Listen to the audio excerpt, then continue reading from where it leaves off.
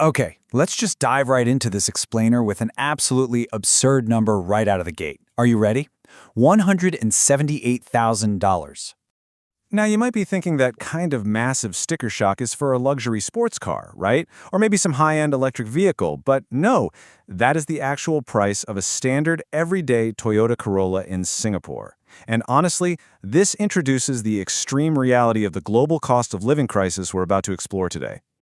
Today, we are breaking down the data on the absolute most expensive cities on Earth. We're going to find out exactly what drives their astronomical and often completely unreasonable costs of living. As you'll see, different cities break the bank in their own entirely unique ways, literally turning basic human needs into luxury commodities. To make sense of all this, here is our agenda.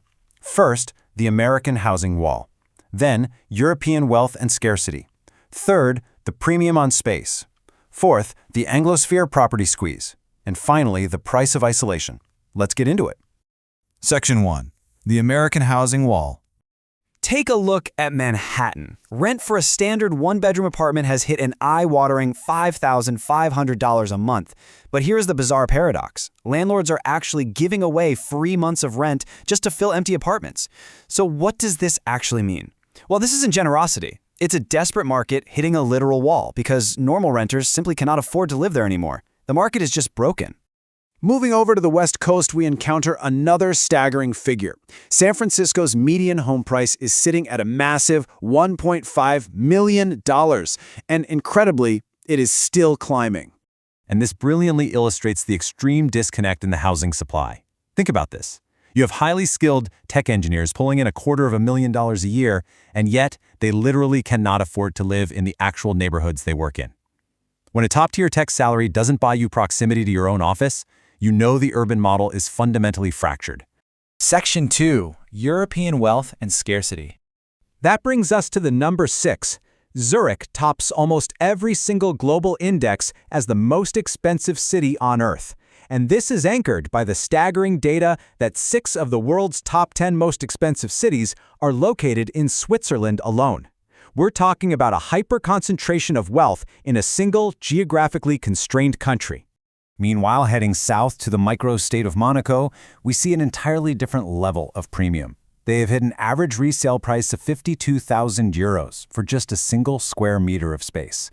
Just try to visualize that for a second. The physical footprint of a small writing desk costs as much as a luxury car. It's absolutely wild. And look at the extreme lengths a city will go to when physical space becomes its absolute most expensive commodity. Monaco literally ran out of land. So what was their solution? Land reclamation. They underwent the massive physical endeavor of dumping rocks right into the Mediterranean Sea to literally build more country.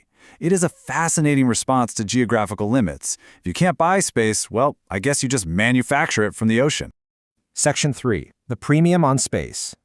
Now, returning to that $178,000 Toyota Corolla from our intro in Singapore, let's actually break down why it costs so much. The source notes that a full $100,000 of that price tag isn't even for the car itself. It is purely for the mandatory license required just for the right to own a vehicle. Because in a city with severely limited space, the privilege of taking up room on the road is intentionally priced at an absolute premium just to prevent total gridlock. Section 4. The Anglosphere property squeeze. Let's take a look at London. The average rent there has hit £2,273 a month, and a basic starter home in a desirable area like Kensington easily tops £1 million. Now, the data shows that while prices in London are technically dropping right now, that offers no actual help to struggling buyers. Why? Because the baseline is already so astronomically high that a minor drop is basically just a drop in the ocean for the average worker facing these kinds of numbers. Down in Sydney, the squeeze is even tighter. With median houses heading past the $2 million mark, just notice how the income splits here.